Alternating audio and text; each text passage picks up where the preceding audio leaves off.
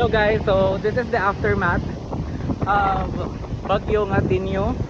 So I need to go home kay walay masakyan, and then ako parents ito nabahag sila.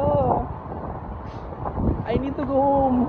Dako sa Cebu City, but naami sa Talisay City. I know it's going to be a long walk, but kinahanglan ko mo uli. The reason why na ako sa Cebu City guys, kay nag-work ko,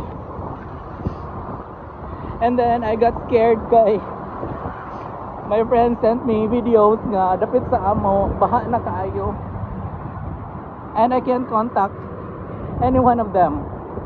So I decided to walk na lang kay there is no transportation here. I have to walk,